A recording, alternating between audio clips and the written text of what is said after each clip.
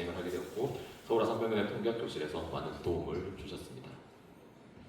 우선 약간 네디스라고 처음에 나왔는데 약간 생소하실 수도 있습니다. 이제 네디스라는 거는 이제 우리나라의 응급의료기관 자료를 모으는 이제 그런 시스템으로 보시면 되겠고, 이제 실시간으로 저희 우리나라에 있는 응급의료기관에서 각 자료들을 모으는, 그리고 그 자료들을 모음으로써 뭔가 이제 연구와 정책 수립의 기초 자료를 제공하는 그런 시스템으로 보시면 되겠습니다. 그래서 2003년도에 처음 시행이 되었습니다. 그래서 여러 가지 사업을 거치면서 현재는 이렇게 세팅이 되고 있는 상태고, 이제 입력 지침서가 있습니다. 그게 이제 첫 번째 버전이 2007년에 제정이 되었고, 현재는 2025년, 현재로는 4.0 버전으로 해서 이제 여러 가지 항목들을 조금 더 이제 세팅을 하고 여러 가지 코드 하는 거 있어가지고 해서 이제 저희가 받았던 거는 2022년도 데이터여서 버전 3.2로 이 자료를 이제 만들게 되었습니다. 그럼 어떤 항목들을 수집하느냐?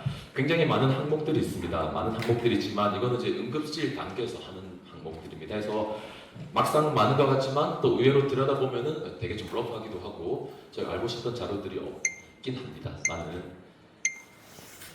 그래도 이제 어쨌든 응급실에 있는 그런 자료들은 굉장히 저희가 많은 도움을 받을 수 있었습니다. 그래서 이 연구를 하게 된 배경으로는 응급의료 시스템, 저희가 어제도 계속 얘기했지만 필수 의료 많은 얘기들을 하고 있습니다만, 그 와중에서도 응급의료 시스템 자체는 굉장히 핵심적인 구성 요소기도 하고, 저희가 하는 외과 환자들에서는 환자의 생존율을 높이기 위해서는 분명히 세팅이 잘 돼야 되는 부분이 있습니다. 특히 우리 외과 환자들은 수술이 필요한 그런 환자들은 빨리 진단을 하고 수술방으로 어떻게 해서든지 조기에 끌고 들어가는 것이 되게 중요한데, 이게 이제 언론에서 흔히 얘기하는 뺑뺑이죠. 이제 그런 것들이 생기다 보면은 결국 환자들은 2시간, 3시간 지연이 되고, 그러다 보면은 합병증과 사망률이 증가할 수밖에 없습니다. 그래서 저희가 이제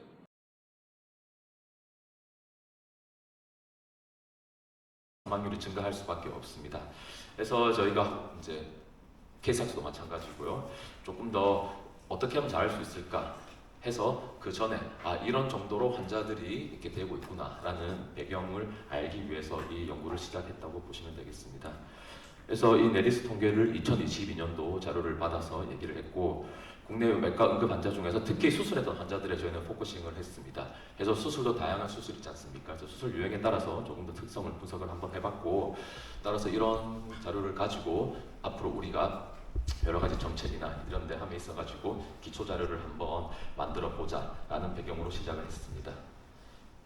말씀드렸다시피 2022년도 자료를 이용했었고, 현재 이제 저희 병원에 우리나라에 있는 권역응급의료센터가 2022년도에 40개가 있었고요. 지역응급의료센터가 125개, 지역응급의료기관 243개입니다. 2025년도에 조금 늘긴 했습니다만 숫자 자체는 거의 대동소이하다 보시면 되겠고, 저 외과 응급 환자는 저희 코딩할 때 KCD 진단 코드 또는 EDI 수술 코드가 있습니다. 여기서 이제 외과 질환에 대해서 붙는 것들을 외과 응급 환자로 정의를 했고, 그 와중에서도 외과 응급 수술 환자는 이제 실제로 수술 코드가 들어간 환자를 이렇게 지칭을 했습니다. 저 환자 분류를 보시면 2022년도 한 해에 외과 아니고 전체 응급 환자입니다. 뭐 외과, 내과, 흉부외과, 뭐 피부과, 성형외과 650만 명이 등록이 되었습니다. 성인 환자들이. 자, 거기서 외과 응급 환자는 아까 말한 급성복증과 관련된 환자입니다. 38만 명, 약 5% 정도, 6% 정도 된다고 보시면 되고, 여기는 외상 환자는 빠졌습니다. 자, 그 와중에서도 외과 응급수술 환자는 한 해에 7만 3천 명입니다. 그렇게 되면은 저희가 1년으로 기준으로 봤을 때는 결코 적은 수준 아니거든요. 그래서 응급실로 오는 외과 질환 환자들 중에 그 중에 5명 중에 1명은 수술을 하게 되더라라고 보시면 되고, 저희가 이제 수술을 분류했던 거는 여기 보면 이제 충수절제술과 담낭절제술이 있는데, 뭐 수술도 워낙 다양하지 않습니까? 하지만 저희가 일반적으로 느끼기에는 우리가 충수절제술과 담낭절제술은 비교적 조금 심플하고 입원 기간도 짧고 경과가 우리가 이제 대충 아는 그런 것들을 잡았습니다. 해서 충수 담낭절제술이 전체의 74%를 차지하고 있습니다. 그리고 그 외 수술들, 장절제술, 뭐 진단적 개복술들, 뭐 심지어는 뭐 데미지 컨트롤 서저리 이런 것들, 그런 것들 한 25% 정도 된다고 보시면 됩니다. 그래서 이제 각 특성들을 비교 보면 이제 외과 응급수술 환자가 어떤 특성들을 가지고 있는지 해서 전체 응급 환자와 한번 비교를 해봤습니다. 그래서 전체 응급 환자에서 외과 응급수술 환자를 뺀 기타 분들을 보면, 일단 남성이 외과 응급수술 환자 조금 더 많게 이렇게 나왔고요. 이제 고령 비율이 조금 더 높습니다. 자, 여기서 보면은 이제 전원 비율이 차이가 꽤 납니다. 초기에도 말씀드렸지만 결국은 환자들이 이제 뺑뺑이를 돌 수밖에 없는 그런 현재 실정이고 막상 이렇게 데이터를 돌려보니까 전체 응급 환자에서 전원 가능 비율은 10%가 되지 않습니다만은 외과 응급 수술했던 환자입니다. 자, 수술 환자들은 10명 중에 3명은 결국은 전원을 가게 되고 이제 그러다 보니까 내원 시간까지 시간이 조금 더 길게 됩니다. 46시간 거의 이틀 정도가 소요가 되게 됩니다. 수술했던 환자들조차도요. 외과 환자들은 빨리 수술해야 되지 않습니까? 그럼에도 이틀의 시간이 걸리게 됩니다. 자, 내원 시점은 저희가 주간 야간을 8시 기준으로 끊었습니다. 봤을 때 외과 응급수술 환자가 주간에 더 많이 오는 것으로 되어 있습니다. 자, 응급 증상에 해당하는 것은 응급수술 환자에서 더 많았고요. 내원시 반응, 의식을 보면은 오히려 이제 얼럿한 부분이 많았습니다. 이제 전체 응급 환자에서 약간 의식이 처지는 경우가 많았는데 이제 이거는 이제 어떻게 생각하면 어떤 질환에 따라 다르지 않겠습니까? 뭐 신경과라든지 신경외과 이런 부분들이 많이 녹아 있을 걸로 추측을 하고 있습니다. 자, 여기서 이제 환자의 혈액학 바이탈 사인을 보면은 여기 기준들은 우리가 얘기하는 서스 크라이테로 잡았습니다. 그래서 혈압은 90, 맥박수는 90, 그리고 호흡수 20, 체온은 36도, 38도 기준으로 봤을 때 외과 응급수술하는 환자들이 혈액학적으로 조금 더 흔들린다는 것을 볼 수 있습니다. 이제 K타스로 다른 중증도, K타스는 이제 코레안, 트리아제, 옵스티 스케일로 이게 1단계가 제일 높은 상황입니다. 뭐 CPR을 해야 된다거나 이제 그런 상황이고 보통 제가 얘기하는 3단계가 준응급, 4단계도 응급 단계. 4단계 같은 경우는 이제 예를 들면 그런 거죠. 약간 발열이 동반된 장염 환자라든지 뭐 심플 압배 환자 정도로 보시면 됩니다. 그래서 저희가 3단계까지는 굉장히 즉각적으로 조치가 들어가야 되는 이제 그런 단계로 보시면 되고 그래서 키타스 기준으로 중증도 높은 환자들이 응급수술 환자가 거의 뭐 2배 가까운 정도 수치로 우리는 그만큼 중하다라는 것을 보여줄 수 있고 실제 응급실에서 진료를 하면 어떻게 되느냐 많은 응급 환자들이 집에 갑니다. 4명 중에 3명은 응급실에서 집에 가게 되지만 저희 응급수술 환자들은 당연히 입원을 많이 하게 되겠죠. 자, 그럼 입원을 하면 어떻게 되느냐? 자, 재밌는 게 응급 환자들은 집으로 많이 가지만 한번 입원을 하게 되면은 실제 이제 태어나는 비율은 저희 수술 환자들이 더 많습니다. 그리고 여기 보면 전원이라든지 사망은 저희 외과 응급수술 환자가 아니고 일반 응급 환자에 더 많습니다. 자, 그 말은 응급수술 환자들은 외과 환자들은 일단 입원을 하게 되면은 굉장히 퇴원을 잘 한다는 거죠. 그래서 조기에 적극적인 그리고 필요한 치료가 빨리 이루어져야 된다는 게 여기서 드러날 수 있습니다. 자, 그러면 저희가 어떤 수술을 하느냐? 앞서 봤듯이 저희가 충수절제술과 담낭절제술을 따로 묶었지 않습니까? 역시나 가장 많은 빈도입니다. 72%를 차지하고 있고 그 뒤로 보면 이제 뭐 장절제술, 뭐 바이패스, 장천공을 위한 수술들 그리고 뭐 수술을 하나만 하는 게 아니고 여러 번 반복하게 되는 이제 그런 것들도 꽤나 많은 비율을 차지하고 있습니다. 자, 그럼 지역별로 어떻게 되느냐? 자, 이건 절대적인 N수입니다. 보면은 뭐 경기나 서울 쪽이 당연히 많습니다. 인구수가 많기 때문에 이렇게 드러나는 거고요. 실제 봤을 때 1만 명당 수술 환자 수는 거의 한 12명, 13명 정도 유지하고 있습니다. 조금 많은 쪽이 이제 지금 여기 대구나 세종 쪽이 조금 더 많긴 하지만은 수술 이 인구수는 크게 차이는 없는 것 같습니다. 자, 그러면 이제 그 수술하는 환자들에 대해서 전원을 가는 환자들이 어떻게 지역별로 분포를 하느냐 이제 보면은 지역별로 조금 다를 수 있습니다. 뭐 여러 가지 상황이 있겠지만 이제 보면은 노란색이 전원을 온 환자입니다. 파란색이 직접 여는 환자고요. 보면 이제 부산 같은 경우는 한 25% 4명 중에 1명 정도가 전원을 오지만 여기 제일 떨어지는 이제 강원 쪽 같은 경우는 5명 중에 2명은 전원을 오는 그런 상황이 있습니다. 그래서 이 비율이 보면은 조금씩 차이가 나지만 실제 비율이 한 16%, 7% 차이가 나거든요. 작은 수치는 아닙니다. 그래서 이렇게 지역적으로도 조금 전원 오는 환자분들이 조금은 다르다라고 보시면 되겠습니다.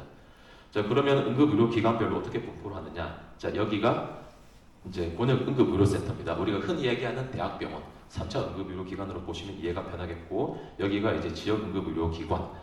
이제 보면은 길 지나다니면서 보는 이제 2차 병원, 어느 정도 규모가 되는 종합병원으로 생각하시면 되겠고 여기가 이제 지역 응급의료 기관입니다. 이쪽은 그냥 우리 1차 의료기관이죠. 뭐 외래를 배 아파서 외래를 간다거나 조금 규모가 작은 곳으로 보시면 되는데 당연히 이제 절대적인 분포도 저희가 흔히 시각할 수 있는 지역 응급의료센터가 조금 가장 많은 분포를 차지하고 있습니다.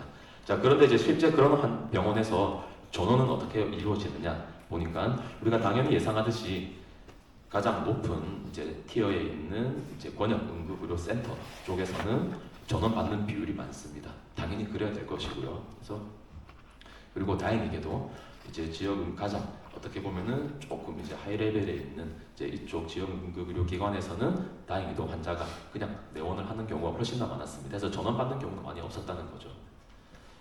자, 내원 시간에 따른 분포. 자, 이걸 조금 저희가 의미 깊게 봐야 될 것 같은데요. 여기 이제 파란색이 직접 내원한 분입니다. 그리고 노란색은 전원을 온 케이스입니다. 자, 이거는 지금 얘기하는 건 전부 수술 환자들입니다. 자, 수술 환자들이 보면 직접 내원하는 경우, 발로 걸어서 오거나 앰뷸런스 타고 오거나 이런 경우는 밤이든 낮이든 거의 비슷한 것 같습니다. 여기가 이제 새벽 0시고요. 아침 8시 해가 뜨기 시작하고 해가 지고 보면 이 파란색 비율은 물론 밤에 조금 줄긴 하지만은 이 정도 유지를 하게 됩니다. 하지만 노란색은 전원을 온 케이스입니다. 보면은 주간이 월등히 높습니다. 야간이 떨어질 수밖에 없고요. 자, 이거는 뭘 의미하느냐? 환자들은 비슷하게 옵니다. 하지만 실제 전원을 갈 때는 낮에 가더라. 그 말은 밤에는 여러 가지 이유로 전원이 잘 안 된다는 거죠. 전원을 보내려고 하는데 받는 병원이 못 받는다든지 여러 가지 시스템에 의해 가지고 굉장히 조금 부적절하게 시스템이 이루어져 있다라고 이제 보시면 될 것 같습니다. 자, 그러면 왜 전원을 하느냐? 이제 어떤 응급수술을 하고 뭔가 중환자실로 가야 되고 이렇게 환자를 잘 봐야 되는데 그럴 이제 시스템이 없다는 거죠. 어제 저희 이제 구병원의 선생님께서 말씀하셨지만 2차 응급의료기관에서는 환자 진단부터 수술, 포스트업 케어까지 본인이 다 해야 되거든요. 하지만 환자 중증도가 올라가고 뭔가 복잡해지면 그걸 혼자 하기 쉽지는 않습니다. 그러면 전원을 고려하게 되는데 이런 이유가 1순위가 되어 있고요. 그 다음 2순위는 환자가 와서 수술을 해야 돼. 근데 수술을 할 수 없는 거죠. 당장에. 우리가 수술방도 없고 뭐 마취과 의사가 없다든지 아니면 외과 의사가 없다든지 아니면 빈 병상이 없다든지 이제 그런 식으로 뭔가 수술을 할 수 있지만 나 혼자 되는 게 아니고 다른 시스템이 같이 이제 부재가 된다는 겁니다. 그래서 이런 이유들이 가장 큰 이유를 차지하고 있었습니다.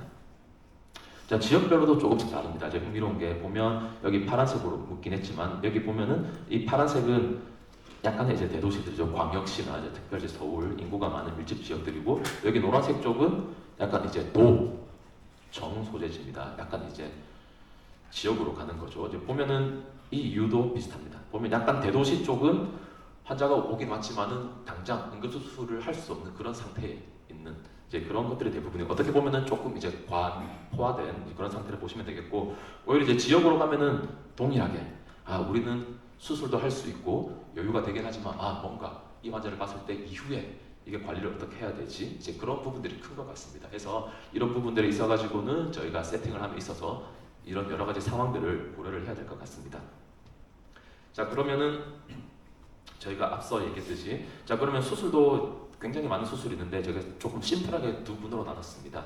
그래서 비교적 간단할 수 있는 충수 담낭 절제술을 나눴고 그 외에 조금 먼저 환자가 뭔가 수술도 좀 복잡하고 환자 예후도 뭐 컴플리케이션도 많고 이런 걸 기타 수술군으로 나눠봤을 때 남성이 조금 더 많은 것 같습니다. 기타 수술군에서 고령 환자가 더 많고요. 그리고 이제 기타 수술군에서 전원 비율이 조금 더 높습니다. 이제 그 말은 앞에나 지비 같은 경우는 저희가 뭐 1차, 2차 의료기관에 충분히 할 수 있지 않습니까? 하지만 이렇게 조금 뭐 복잡해지면은 아무래도 전원 가는 비율이 조금은 높게 나오는 걸로 되어 있고 자, 전원을 많이 가다 보니까 내원까지 시간이 오래 걸릴 수밖에 없는 그런 상황입니다. 그리고